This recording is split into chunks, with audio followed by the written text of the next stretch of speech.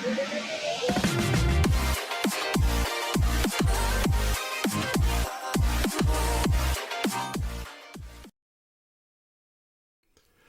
secret to turning readers into buyers is one thing: messaging.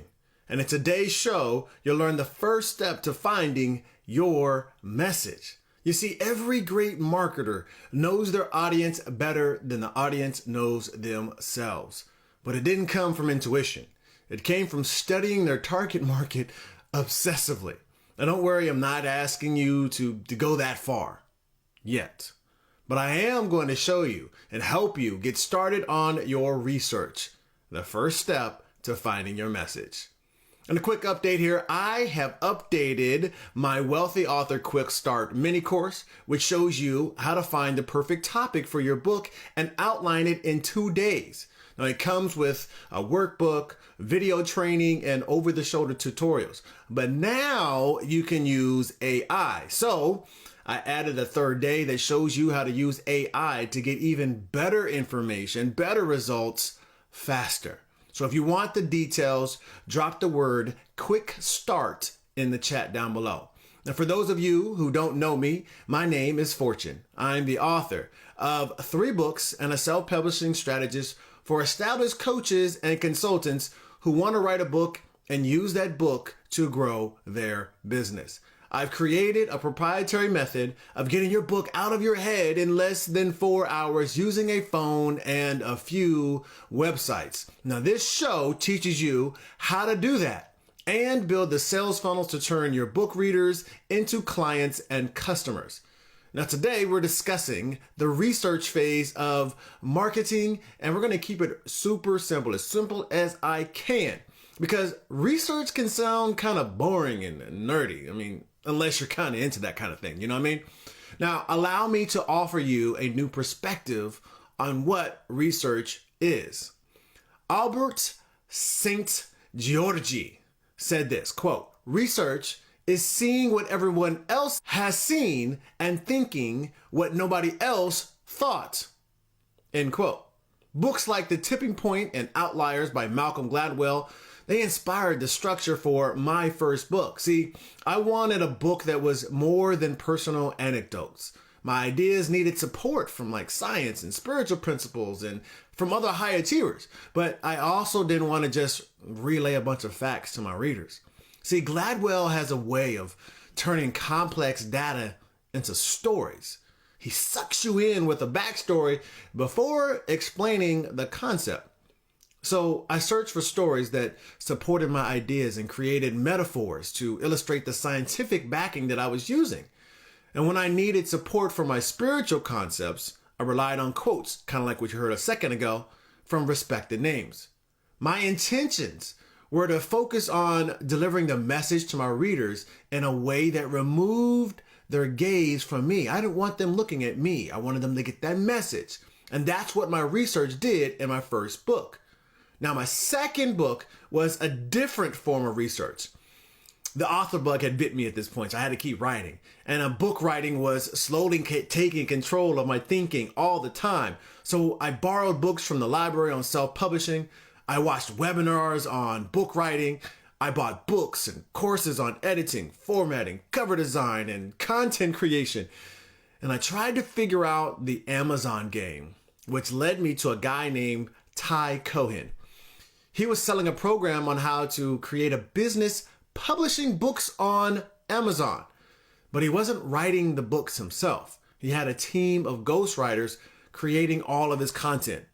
He focused his efforts on supply and demand. Find the need, fill the need. Write that down. He taught me to look in a few key places like Amazon and search engines and book reviews. And later on, I'll learn the places like Reddit and Quora and Answer the Public. They were just as juicy if you truly want to know what the market is thinking. Because your market tells you what it wants. You just got to know where to look. So let's talk about where to look. Amazon is the first place, and Amazon is a gold mine, and you just got to excavate it if you know how. You want to look for topics the market is voting for. And by voting, I mean voting with their money. What are they paying for? The more books people are buying on a subject, the more likely they'll keep buying on that subject. I mean, I have books on the same subject and multiple books of them. So go to Amazon and type in a subject. A drop-down menu will appear with possible suggestions. Yo, that's gold, that drop-down menu. Amazon is telling you what other people are searching for. So write them down or add them to a spreadsheet like I do, a Google Sheet, so you can review all the books in those search terms. Then you want to look at the top selling books in the categories. Here are a few questions for you. Number 1, what are the titles? 2, what do they have in their table of contents? 3, are you going to include any of the topics in your book? Why or why not? And number 4, what do the reviews say? Now I'm going to say that. I'll come back to that in a second. Now document all of the relevant information from those best-selling books. Now, what if there was a way to see what people thought about those books? That would be an effective use of your time, right? Well, Amazon calls those reviews. I mean, think about it. When you want to go somewhere new for dinner, or you want to buy something online, don't you look at the reviews? So why do you do that? That's right. You do it to see if the product is worth buying based on what other people have said about the product. See, the people say what they like and they don't like, and that's all information you can use in your research. So add them to your list. The reviewers' comments about what they did and what they didn't like about the books. It's up to you to decide if you want to put them in your book, the subjects that the reviewers liked, or if you want to explain why you didn't use them. See, that's a side piece of marketing tech I just gave you. So you're welcome for that bonus concept. Now, whether you keep them or nix them, use the reviewer's words in your marketing, word for word. Don't use your interpretation of them. Say it the way they're saying it and thinking it, and they'll believe you know them better than their best friend does. I mean, why else would you know exactly what they're saying in their own heads? Amazon reviews is not the only place to look for your ideal reader's internal thoughts. I'm going to share 2 more pathways to their mental secrets in a moment. For right now, let's move into search engines. See, search engines are the third place to uncover book-worthy ideas. A word of caution, though. You got to trust the research that you can prove. Don't just take everything as gospel. Just because a search engine compiles a list of websites and resources, it doesn't mean that the research results at the top of the list are the most valuable. It could be that those websites have the best marketing. So always fact check what you find on places like Google or Bing or Yahoo Answers. Yes, Yahoo still has good information. And pay special attention to community resources like Reddit, Quora, and Answer the Public. You get a better understanding of the questions your market wants to know about from these community resources. So collect their questions and add them to your spreadsheet. Copy and paste their stories word for word into your spreadsheet. The comments in these communities is one of the pathways into their psyche. This is powerful stuff, please, so use it wisely. Your goal is to become the guide in their story. So be honorable in what you do. Do no harm, or else. The next pathway is by asking your people. Do whatever you need to do to find out what your audience wants. And what I mean by that right now is interviews. See, interviews advance perspective if you know how to listen without judgment. Ask your previous clients what they want to know more about and what they found most effective when they worked with you. Ask them what they would have wanted to know before they decided to work with you. Write all that information down. It's good fuel for what you need to write about. And remember this quote from Zora Neale Hurston, quote, "Research is formalized curiosity. It is poking and prying with a purpose," end quote. So don't shy away from being nosy during your exploration. And in that results, here are a couple of exploratory queries to have at your disposal. Number 1, what's something you would have believed before working with me that actually wasn't true? Ask your audience that. Number 2, how would you describe your situation before and after working with me? Number 3, what was your biggest mental or internal block? Those are pretty good, right? Now, It takes me days to do all of this research, read through the data, and decide what to use and how to use it in my books or when I'm ghostwriting.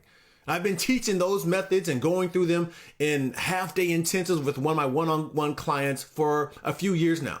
But doing so is becoming unnecessary with advancements in technology. You know what I'm talking about. Yes, AI generates answers in minutes versus days. And using the right prompts, I can not only have AI produce an ideal reader profile, but also generate book title, chapter titles, and an outline. Now, I don't want you to be too dependent on AI because you still need to know your topic. Plus, what AI delivers doesn't have the human factor. It doesn't have you. See, you are an integral part of producing a transformational book, especially considering how easy it is to publish content. Information will not be the most important aspect of your book in the future. Your storytelling, personality, and voice will be the selling point. So use the AI and be careful not to become a slave to it, like literally or figuratively. Now to recap, ask Amazon, ask the search engines and the communities, ask the people and then ask your people, and finally ask the AI. And when you've hit all 5 areas, you'll have a robust storehouse from which you can create new angles that attract your ideal readers to you and convert them into believers.